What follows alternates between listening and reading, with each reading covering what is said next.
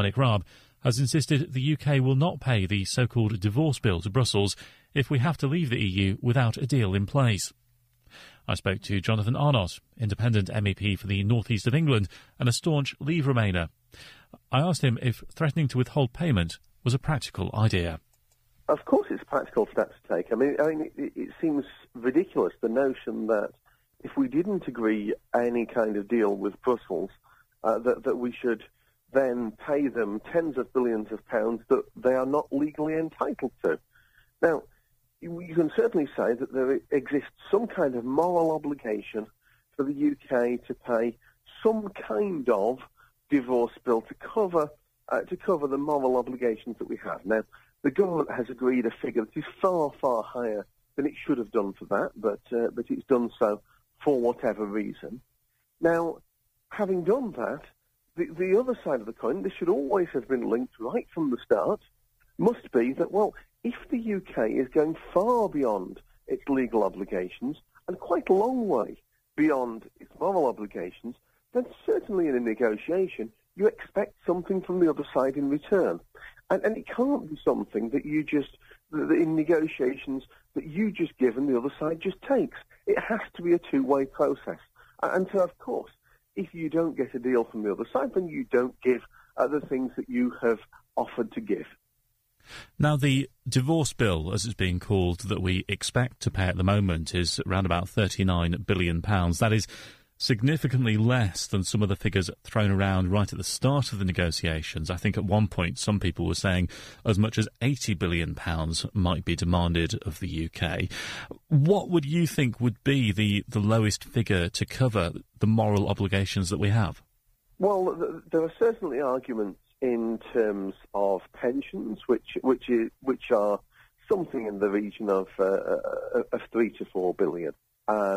You can certainly make that argument morally that the UK should pay that, and there are certain EU projects that the UK has already paid something into, which are still billed to continue beyond Brexit date. So you can possibly add another couple of billion on there in terms of moral obligations. Now, what you can also say is that if you're being hugely cooperative, then there are some EU programmes which the UK have bought into in the EU 7-year financial plan. It's not a budget, but the multi-annual financial framework where the EU has planned to spend money in the future to the end of 2020. And so if you're being hugely cooperative, then there is a little bit more money that you can say, well, there is just about a case to call that a moral obligation. But the moral obligations really don't come to anything like 38 billion or the figures that are being bandied about. Now, some pundits and commentators have been saying for a while now that the negotiations are a problem for the UK because we have no bargaining chips. We have nothing to offer for a deal. Is this potentially the refusal to pay the divorce bill?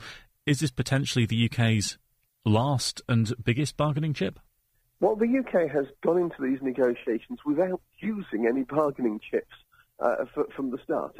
And so the European Union tried to divorce the divorce bill from the future trade agreement. And the UK sat back and accepted that right at the beginning. Now, if you're going to pay money, you want to expect that when you're paying money beyond what you're legally and morally expected to, that you should be getting something in return. So, obviously, yes, this should have been a bargaining chip right from the start, but it shouldn't be the only bargaining chip, because actually there's a lot of the UK market which is attractive to the European Union. There are a lot of areas where the UK are global leaders. And what we've done from the start of negotiations is said we want to cooperate with the European Union in all these areas where we are global leaders. And of course there's no reason that we shouldn't do, but the parts which are bargaining chips is that essentially for the UK have already been offered to the European Union right at the start. So if you've offered the European Union everything that you can on day one, as it were, then you do end up in this situation where negotiation becomes quite difficult. And how do you expect the EU to make concessions when you've made all your concessions right from the start.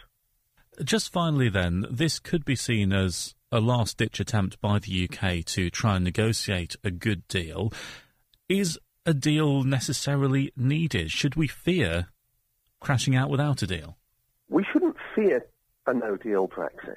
And the reason that we shouldn't fear it is that although it might take a few months of some quite rocky economic times, after that we would be set up for the long term, because we would be in a position where the UK would be totally free in terms of our relationships with the rest of the world, and eventually the business case on both sides would be overwhelming to ensure that there were at least a trading agreement in place between the UK and the European Union. I mean, the amounts of money that we pay across to the European Union at the moment dwarf any possible tariffs that could be put on goods moving from the UK to the EU or vice versa. So no, we shouldn't fear a no-deal scenario.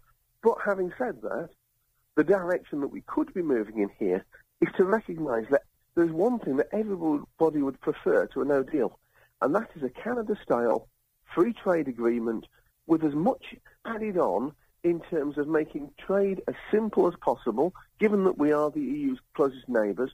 For anybody who's a Remainer, surely a trade agreement is better than no deal, particularly an ambitious one. And it's exactly what Leave campaigners were saying right from the start. This is what Nigel Farage has always said. We should get out of the European Union and negotiate a free trade deal, which is what people thought they were going into back in the 1970s. They thought they were going into a common market. Jonathan Arnott, Independent MEP for the North East of England.